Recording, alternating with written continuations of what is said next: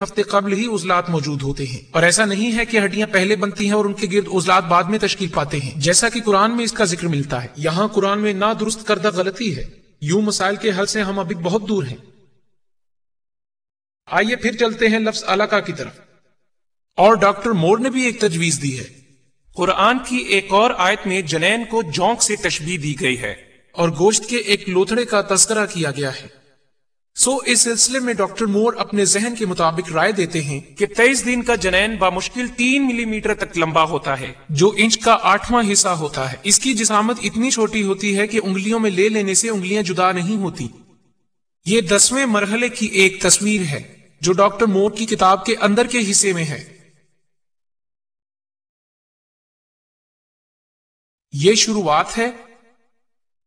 یہ مادہ منویہ بیضے میں داخل ہو رہا ہے۔ یہ ابتدائی مرحلہ ہے۔ چھٹے مرحلے کی طرف توجہ دیں جو دوسرے ہفتے میں آتا ہے، اور یہ ہے تیسرا ہفتہ، اور یہ رہی پہلے مرحلے کی 23ویں دن کی تصویر۔ دراصل اسے ڈاکٹر مور جونک جیسا قرار دینا چاہتے ہیں۔ آئیے اب ہم ایکس رے کو غور سے دیکھتے ہیں تو 22 دن ریڑھ کی ہڈی ابھی تک ناپختہ دکھائی دیتی ہے۔ 23ویں دن بھی ہڈی ناپختہ ہے، یہاں سے بھی کھلی ہے، یہاں سے بھی کھلی ہے، سر تو بالکل کھلا نظر آتا ہے۔ یہ جوک جیسا ہرگز نہیں لگتا۔ اور اگر آپ غور سے دیکھیں، یہاں ایک ڈائیگرام بنا ہوا ہے جو آپ کی مدد کرے گا۔ سر بالکل کھلا ہوا ہے، آپ اسے غور سے دیکھ سکتے ہیں۔ تو اس طرح یہ ڈائیگرام ہمیں یہ بتاتا ہے یہ 20ویں دن کے جنین کی تصویر ہے۔ یہ کس طرح ایک باریک جھلی میں بند ہے جیسا کہ انڈے کی زردی۔ یہ جونک جیسا ہرگز نہیں۔ سب سے پیچیدہ مسئلہ یہ ہے کہ لفظ علقہ کے لیے جو 2 مفہوم نکالے جاتے ہیں، روزمرہ عربی زبان سے ان کی تصدیق کرنے والی تاحال کوئی مثال نہیں ملتی۔ ہجری صدی کے آس پاس بھی لفظ کے معنی متعین کرنے کا واحد ذریعہ لفظ کے استعمال کی کیفیت سے واضح ہوتا تھا۔ کیا علقہ کا مطلب 3 ملی میٹر لمبا جنین ہو سکتا ہے؟ اس معاملے پر اتفاق رائے حاصل کرنے کا واحد ذریعہ محمد کے عہد کے مکہ اور مدینہ کے عربوں کے خطوط ہو سکتے ہیں۔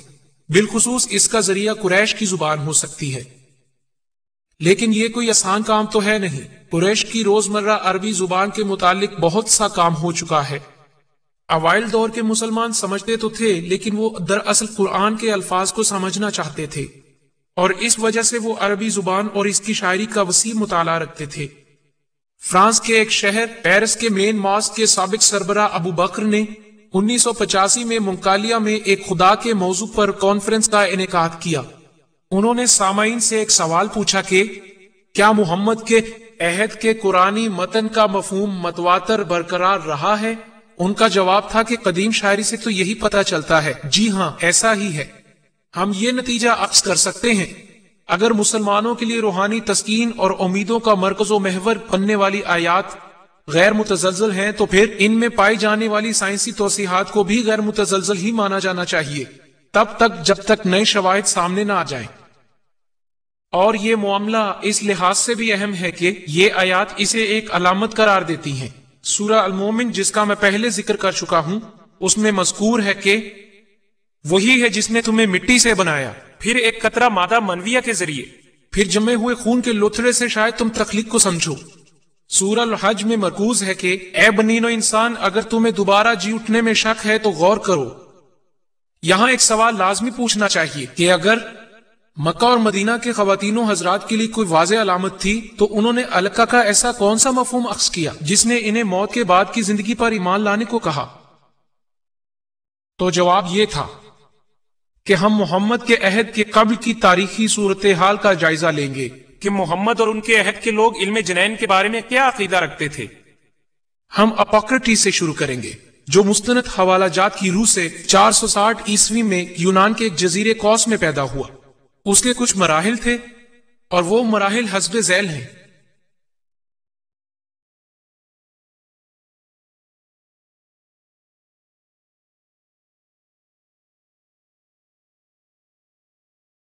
مادہ منویہ وہ جوہر ہے جو ہر والدین کے جسم کے ہر حصے سے پیدا ہوتا ہے۔ کمزور اعضاء سے کمزور مادہ اور طاقتور اعضاء سے طاقتور مادہ نکلتا ہے۔ آگے چل کے وہ ماں کے خون کے منجمد ہونے کا ذکر کرتا ہے۔ اور پھر جنین کی جھلی کے ہونے کا تذکرہ کرتا ہے، اور یہ ماں کے اس خون سے افزائش پاتا ہے جو رحم مادر میں آ گرتا ہے۔ یہی وجہ ہے کہ جو عورت حاملہ ہو جاتی ہے اسے حیض آنا بند ہو جاتا ہے۔ پھر وہ گوشت کے بارے میں کہتا ہے، ماں ہی کے منجمد خون کے لوتھڑے سے دراصل ناف کے ساتھ گوشت بننا شروع ہو جاتا ہے، پھر بعد میں جا کر کہیں ہڈیاں بنتی ہیں۔ گوشت میں بتدریج اضافے کے ساتھ ساتھ سانس لینے کے عمل کے ذریعے یہ عمل شروع ہوتا ہے، اور جو ہی ہڈیاں سخت ہونے لگتی ہیں تو وہ درخت کی شاخوں کی طرح آہستہ آہستہ نمودار ہونے لگتی ہیں۔ آئیے اب ارسطو کے افکار کا جائزہ لیں۔ اس نے تقریباً 350 قبل مسیح حیوانات کی افزائش کے متعلق اپنی کتاب میں علم جنین کے مختلف مراحل کا ذکر کیا ہے۔ وہ پہلے مادہ منویہ کا ذکر کرتا ہے اور پھر حیض کا ذکر کرتا ہے۔ اس مقام پر ارسطو مرد کے خالص مادہ منویہ کا ذکر کرتا ہے۔ اس کے بعد عورت کے مادہ منویہ کی شرکت بیان کرتا ہے۔ یوں سمجھے کہ وہ عورت کے حیض کو مادہ منویہ کو منجمد کرنے کا باعث سمجھتا ہے، اور اس کے بعد وہ گوشت کا ذکر کرتا ہے۔ اس کا خیال ہے کہ قدرت گوشت کو خالص ترین مواد سے تیار کرتی ہے، جبکہ ہڈیاں بچے کچھ فالتو فضلات سے تشکیل پاتی ہیں۔ پھر وہ گوشت اور ہڈیوں کے مابین نہایت باریک ریشوں کے ذریعے ایک ربط کا ذکر کرتے کرتے اوضاع پر موجود گوشت کی افزائش کا بھی ذکر کرتا ہے۔ بلا شبہ قرآن میں ایسا ہی بیان کیا گیا ہے۔ مادہ منویہ حیض کے خون کو منجمد کرتا ہے اور پھر گوشت بنتا ہے، اور پھر ہڈیاں بنتی ہیں، اور پھر آخر میں ان ہڈیوں کے ارد گرد گوشت بن جاتا ہے۔ اب ہم ہندوستانی طب کا جائزہ لیتے ہیں۔ اس سلسلے میں 123 عیسوی میں شارکا اور سشروتا کا کہنا یہ ہے کہ افزائش نسل میں مرد عورت دونوں شریک ہوتے ہیں۔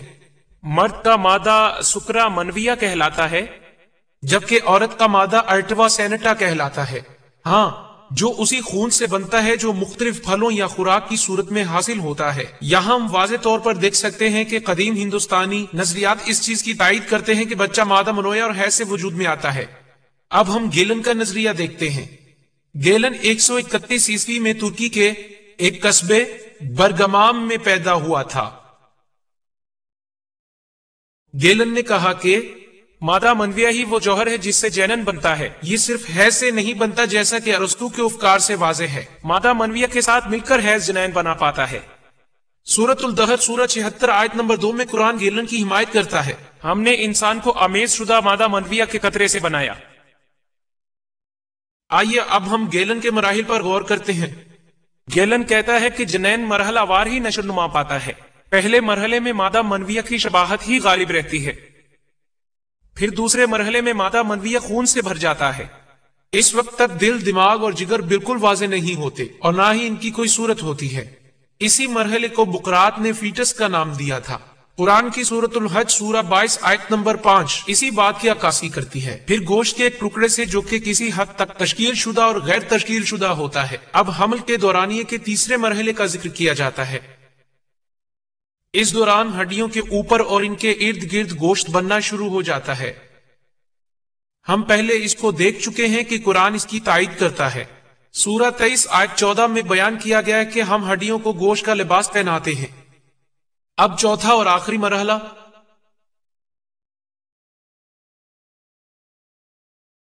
وہ ہے جس میں اعضاء کے تمام تر حصے اپنی شکلوں کے ساتھ ساتھ الگ الگ پہچانے جا سکتے ہیں۔